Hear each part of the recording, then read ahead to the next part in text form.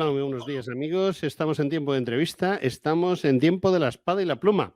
Y tenemos con nosotros a un escritor, para nosotros novel, pero no novel en el mundo de la literatura y de la historia, ya que es un consagrado autor. Pero bueno, nosotros, por lo que sea, en estos 7 años que llevamos haciendo el programa, no sé por qué la editorial hasta ahora la editorial EAS no nos había informado de la existencia de este autor y de su excelente trabajo. Y bueno, pues lo tenemos ya al otro lado de Internet y vamos a saludarle. Muy buenos días, Ignacio, ¿qué tal estás? Muy bien, aquí estamos. Muchas gracias. Aquí, muy bien, muy bien. Bueno, Ignacio del Pozo Gutiérrez es un autor de los que a mí me gustan, de los que se preocupan de la historia de España y de los que se preocupan de los españoles, sobre todo de los miles, porque yo he llegado a esa conclusión de todos esos españoles que desde el siglo XV, los de antes también, pero sobre todo de final del siglo XV, principio del XVI, cuando se descubre las Américas, cuando luego se descubre el Pacífico y España se convierte en la dueña, bueno, Castilla y Aragón se convierten en las dueñas de 2/3 del mundo mundial, pues ahí hay todavía muchos más hombres y mujeres desconocidos.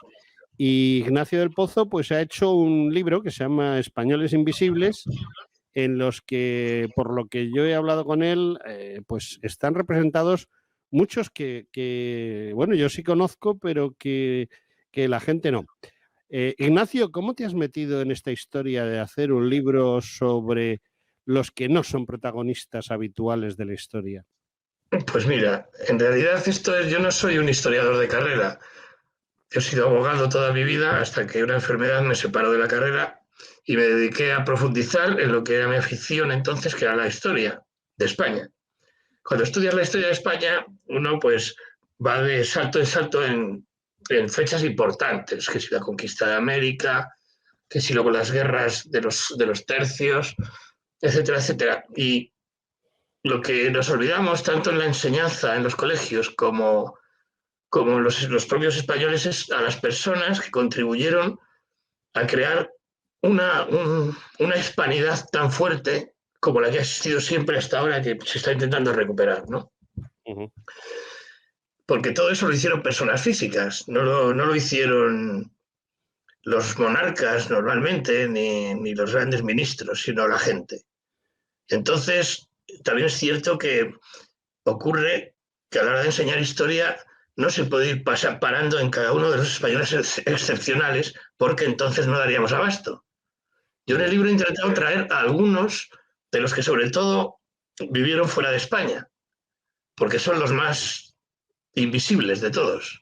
Yo los Ujú. llamo invisibles porque no son completamente desconocidos, son conocidos sobre todo por los historiadores, pero no por la gente en general.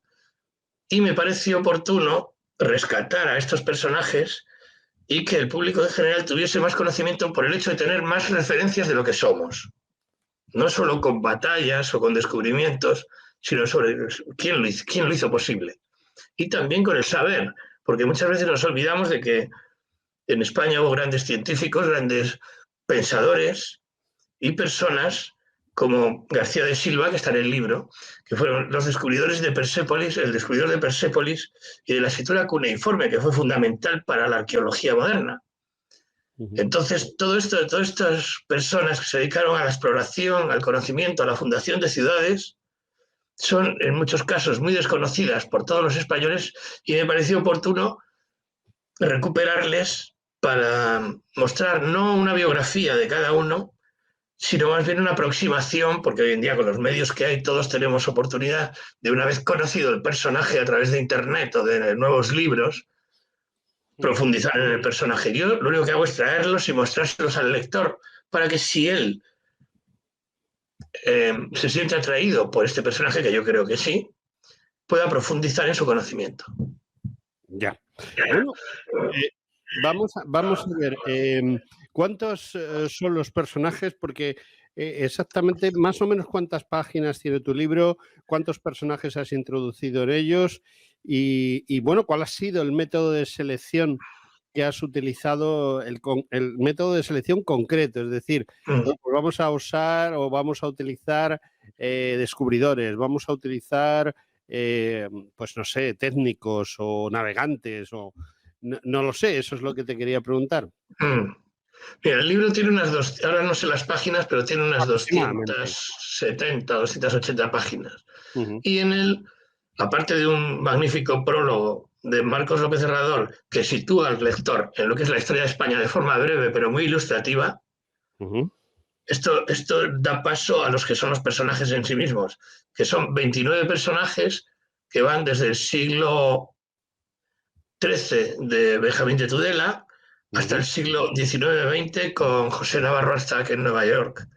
Y no he tenido un criterio, el único criterio era tratar de rescatar a los que estaban fuera de España porque han sido más olvidados o más desplazados, por decirlo así, los que desarrollaron su vida fuera de nuestro país.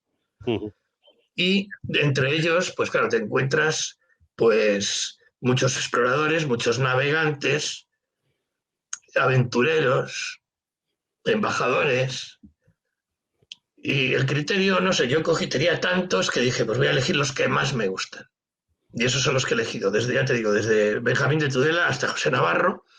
Entonces hay navegantes, hay exploradores de América y de otros lugares, hay clérigos, porque los clérigos españoles en el mundo hicieron verdaderas maravillas, desde Pedro Páez, que descubrió las fuentes del Nilo Azul, por ejemplo, Diego Pantoja, que fue el primer cristiano en entrar en la ciudad prohibida de Pekín, o Silvestre Vélez de Escalante, que fue el descubridor del estado de Utah. Pues estos son un poco los personajes que he ido buscando. Me he basado un poco en mi apreciación particular, porque tenía demasiados para elegir.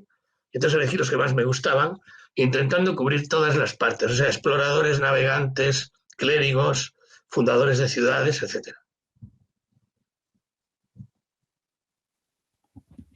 Bueno, quería preguntar, ¿el criterio para hacer el libro, es decir, has seguido un término relativo de tiempo, has seguido, o sea, has hecho una disyuntiva entre los diferentes hechos que han realizado? ¿Cómo va el tema? Sospecho que has hecho más bien un tema empezando por el más antiguo, ¿no? Eso es un índice cronológico, Uh-huh. simplemente. Simplemente. Porque es un libro que en realidad los hechos de estos personajes tan extraordinarios, sí, a mi modo de ver, están un poco entre la literatura de aventuras y la de viajes. Uh-huh. Y eso le hace todavía más atractivo incluso para los que no son lectores exclusivamente de historia. Sí. Bueno, ¿qué te iba a decir?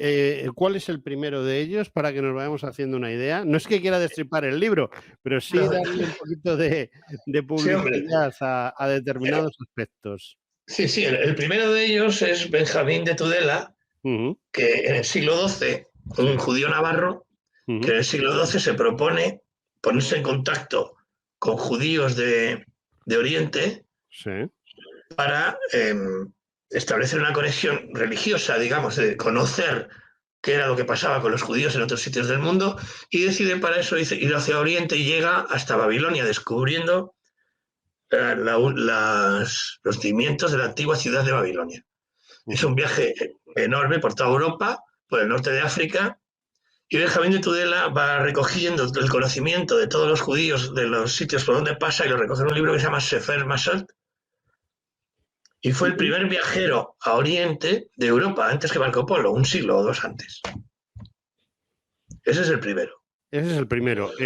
Narras, por ejemplo, pues quizá, para hacernos una idea, no ya de este personaje, sino de los personajes en general, narras no solo el hecho concreto por el cual le has incluido, sino que haces una breve exposición, supongo, porque al ser varios personajes es en ese número de páginas, pues narras también alguna anécdota, alguna hecho relativo a su historia, como pueda ser, en este caso de este señor Navarro de Tudela, pues empiezas hablando de dónde nació, por qué hizo ese viaje, etcétera, ¿no? Sí, estaba hablando de que cada personaje, cada capítulo, uh-huh, tiene un poco la estructura de más de un artículo periodístico o de un, uh-huh, artículo para una revista divulgativa, que lo que es, no podía recoger una biografía de cada personaje, para eso necesitaría un libro para cada uno. Sí. Entonces, resumidamente, hago una breve semblanza de quién es el personaje, pero sí, normalmente dónde nació, cuáles fueron sus primeros pasos y luego lo que hizo. O sea, si, por ejemplo, Pedro Páez llegó a las fuentes del Nilo, ¿cómo llegó hasta allí? Sí. O si el que hemos hablado, Benjamín de Tudela, llegó hasta Babilonia, ¿cuál fue su camino? Describo cuál fue el íter, el camino que recorrió, las cosas fundamentales que fue conociendo, cada uno de ellos, o que hicieron, y eso es lo que plasmo en cada capítulo. Pues la verdad es que pienso que puede ser muy interesante. Y como tú bien has dicho, yo creo que también lo que intentas hacer en este tipo de descripción que haces de cada uno de los personajes es darle pistas al lector para que él pueda ampliar gracias a Internet o gracias a las bibliotecas que tenga a mano, porque hay gente que todavía vamos a la biblioteca, ¿sabes? Entonces, Sí. yo pienso que lo que haces es darnos, con tu libro, es darnos el hilo para llegar hasta el ovillo, ¿no? Un poco esa es la intención, porque hoy en día en estos temas yo creo que no se puede escribir sin tener en cuenta la exigencia de Internet. Uh-huh. En Internet es evidente que hay muchas cosas que no valen para nada, pero hay otras que sí valen. Uh-huh. Entonces, cualquiera que se interese por un personaje de los que yo escribo puede acudir a Internet y comprobar si lo que yo digo es cierto, primero, y lo segundo, si puede recabar más información. Asimismo, también podría recabarla en cualquier biblioteca, como he hecho yo. Ya.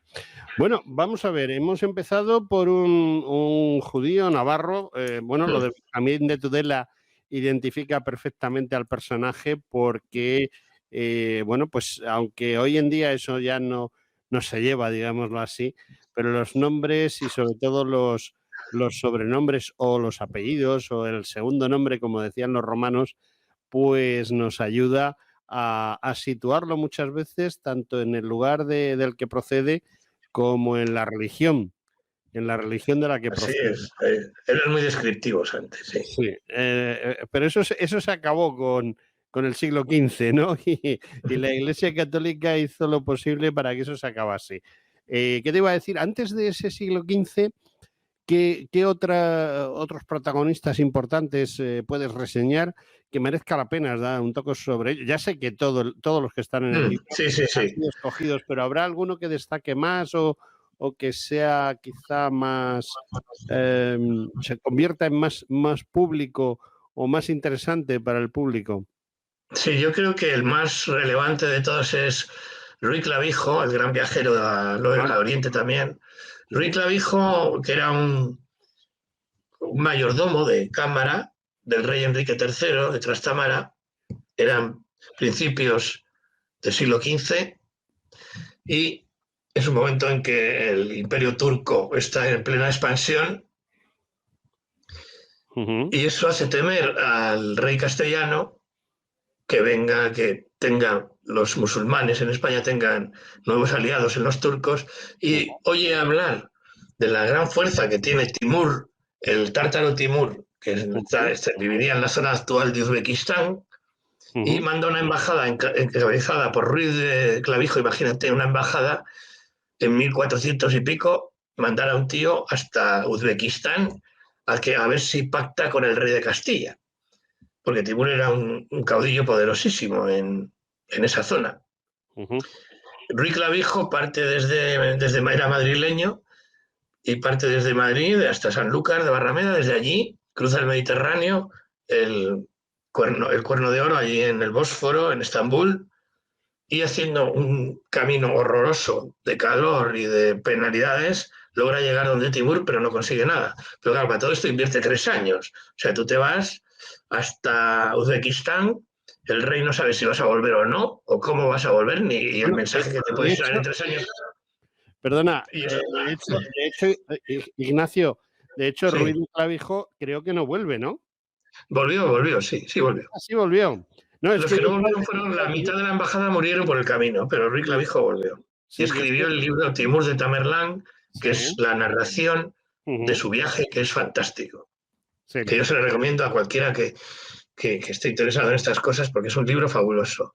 En ese libro, por ejemplo, Ruy Clavijo ve cómo los tártaros, que son grandes jinetes, y esto de pasan la vida montados a caballo, cuando van de un sitio a otro y se les acaban las provisiones, acaban cortando parte del muslo de un caballo y con unas especias que llevan, hacen una especie de revuelto de carne picada, curan al caballo porque no lo quieren matar, y a ese revuelto que hacen lo llaman stick tartar, que eso hoy en día pues, está en cualquier parte, ¿no? Cuenta anécdotas de ese tipo, quiero decir, vamos, pero lo que cuenta es una descripción de Estambul maravillosa y una descripción de Samarcanda tremenda, de cómo era aquel Oriente en el siglo XV, principios del siglo XV, que es maravilloso. Bueno, de hecho, yo te voy a decir una cosa. Yo he estado en Madrid, que es un barrio ahora de Samarcanda y que en su momento fue una localidad independiente y que fue un territorio. Por eso te preguntaba, ¿no?, sobre Ruy de Clavijo, porque, bueno, lo que le dio fue un territorio, un pequeño terreno, bueno, pequeño nada, un terreno cercano a Samarcanda para que viviese allí él y su gente, y en un principio la idea era que no quería que volviese a España, ¿no? No, lo que ocurre es que el caudillo tártaro tenía la gran ambición de invadir China, imagínate tú la cosa. Y no acababa de darles una respuesta a lo que querían. Y entonces les tenía allí en lo que luego se llamó Madrid, que era como unas casas y un barrio. Sí, ahora es un barrio. La embajada española en espera, a ver si ganaban los chinos y tal, pero finalmente decidió que no, que mejor que se fueran otra vez para España sin respuesta ni nada. Sí, pero lo que es el viaje es fantástico. Bueno, yo recomiendo a la gente que nos está escuchando que viajen a conocer Uzbekistán, que es el país actual donde se encuentra Samarcanda, y que vean la estatua de Ruy de Clavijo que hay en Samarcanda, porque hay un parque y en un determinado lugar y hay una, muy céntrico además, hay una estatua de Ruy de Clavijo recordando pues lo que sucedió, con unas inscripciones en uzbeco y en ruso, que bueno, no es complicado porque últimamente yo creo que incluso han puesto una placa debajo en la cual está la traducción al español, porque todos los españoles que van a Samarcanda pretenden ver esa estatua, ¿no?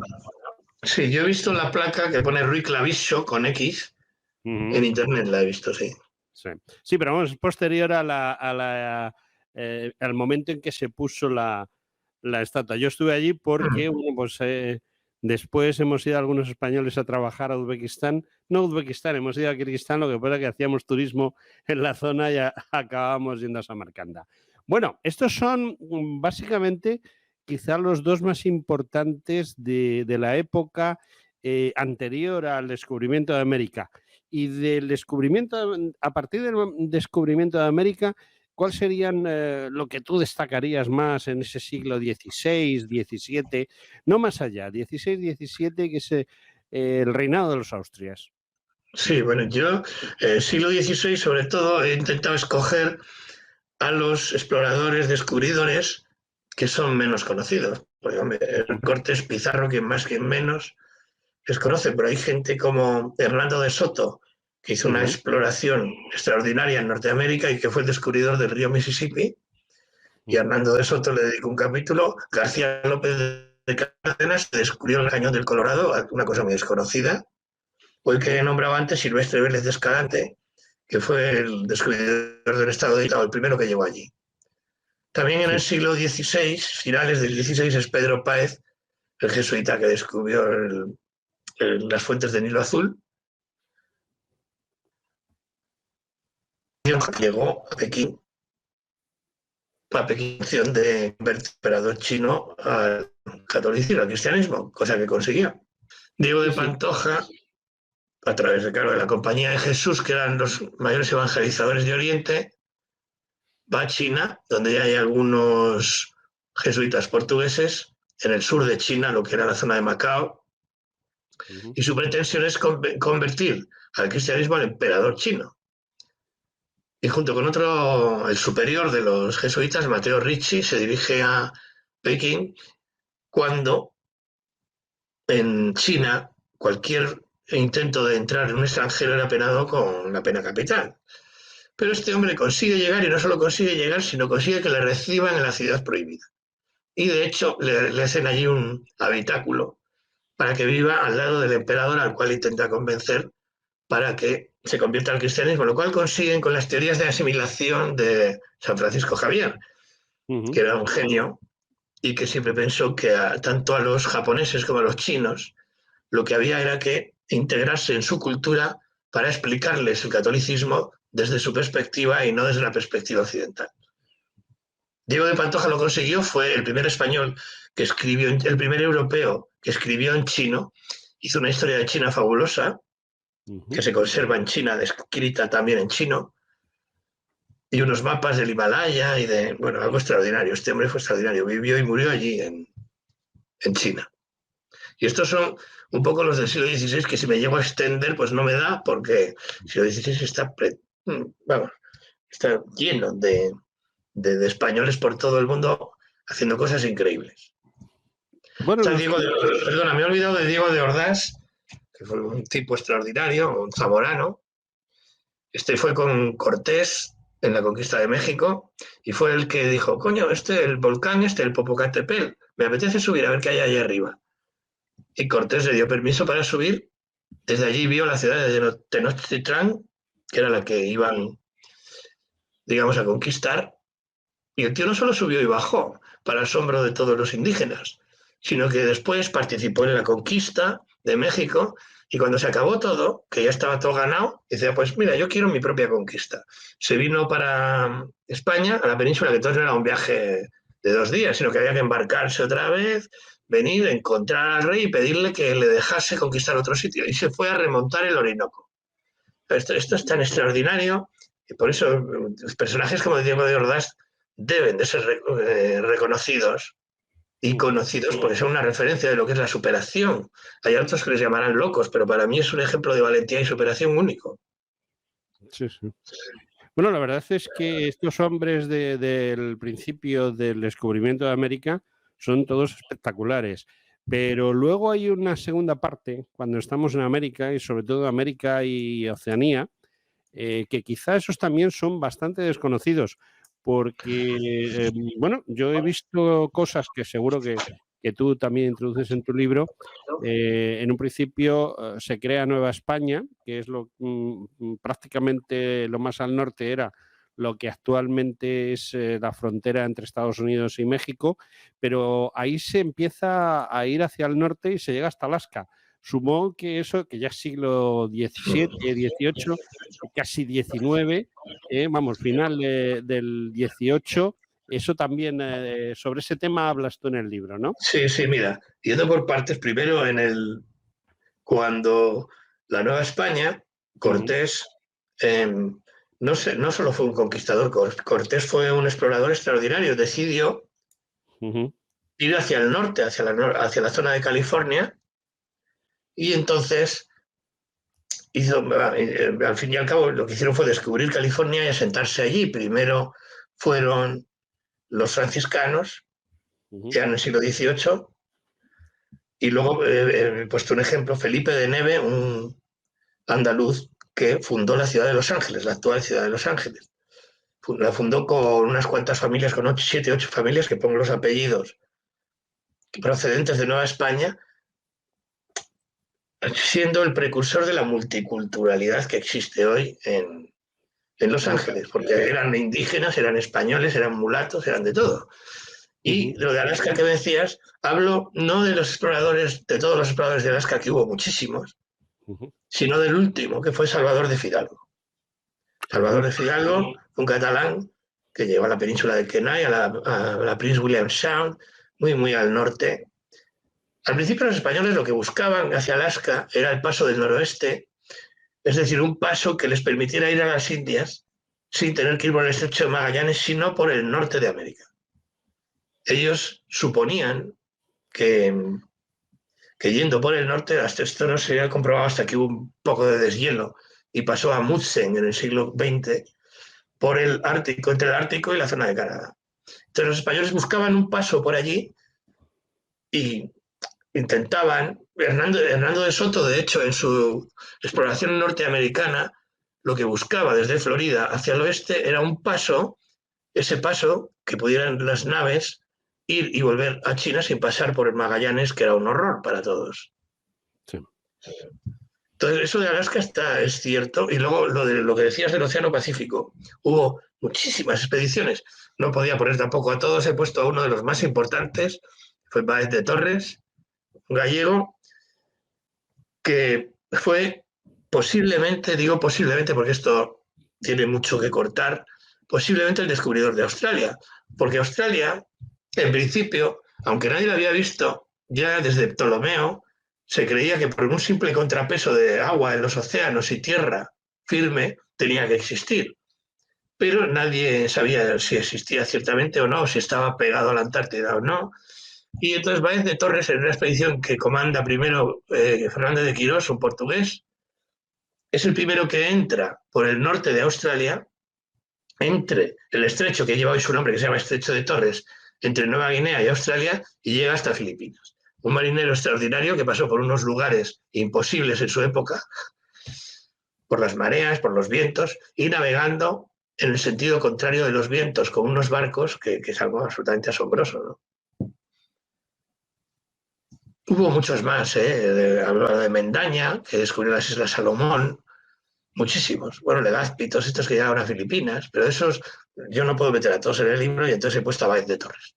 Sí, bueno, la verdad es que quizá de los que has nombrado hay alguno que ya es muy conocido en sí, con lo cual tampoco hace falta.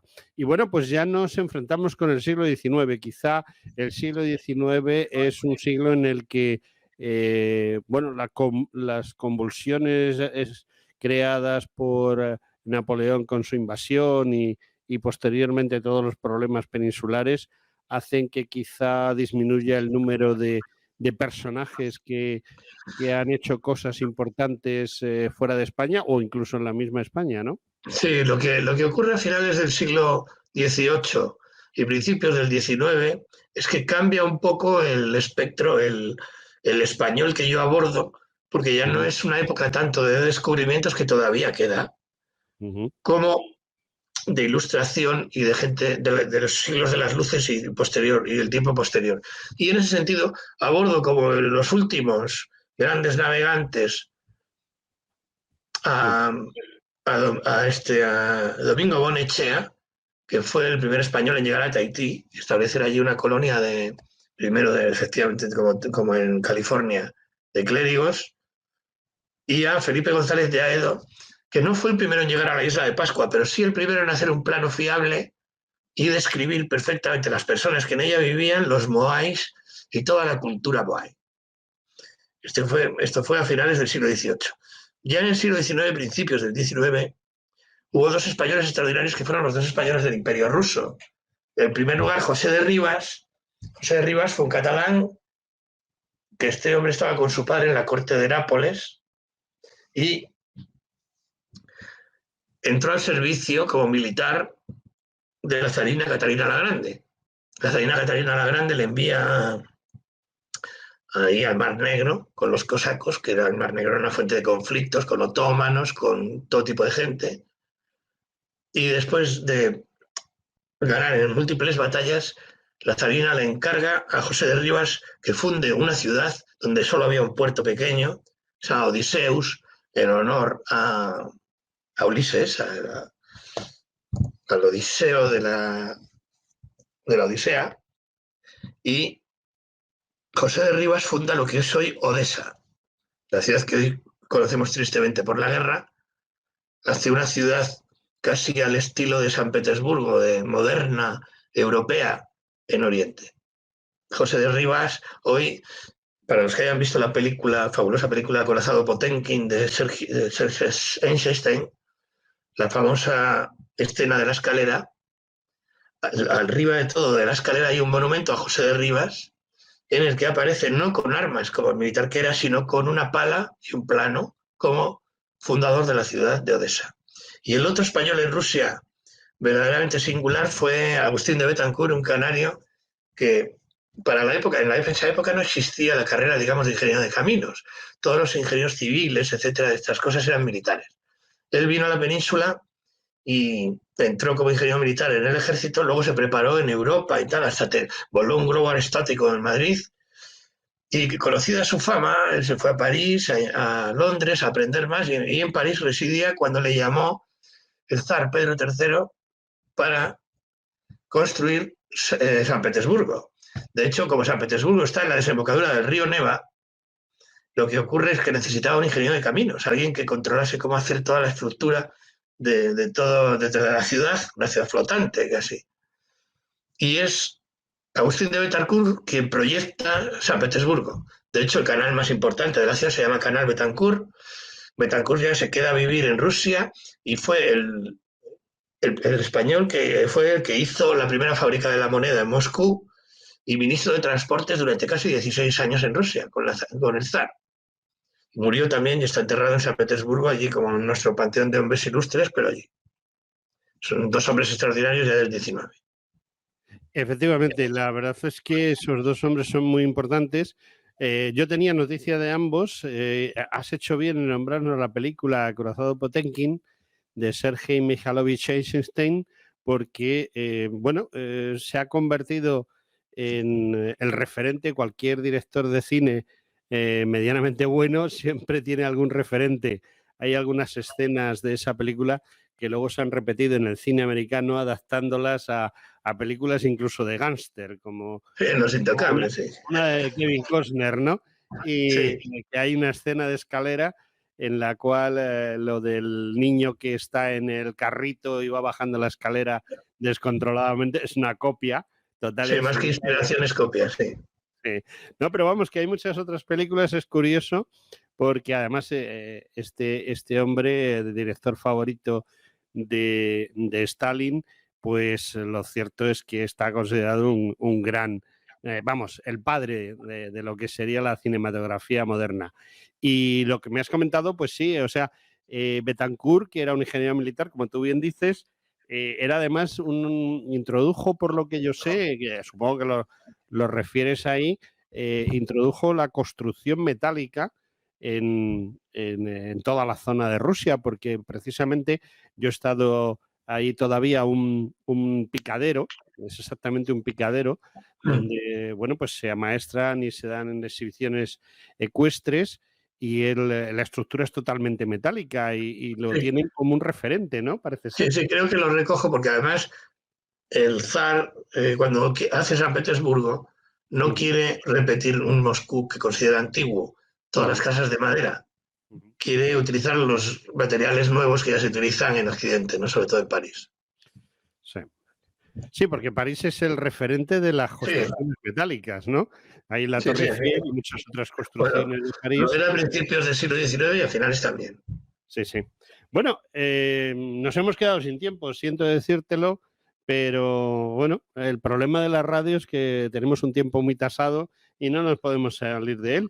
De modo que lo único que puedo decir es que creo que tu libro no es que sea interesante, es lo siguiente interesante, porque el gran problema hoy en día para sobre todo los estudiantes y la gente que quiere tener una cultura es que ya no se enseña ni geografía, ni historia, ni matemáticas. Lo que se enseña en los colegios es, iba a decir una palabra altisonante, pero creo que todo el mundo está más o menos de acuerdo conmigo en que se necesitan libros como el tuyo, por lo menos para que la gente pueda tener una idea de cuál es su pasado, algo que nos quieren borrar.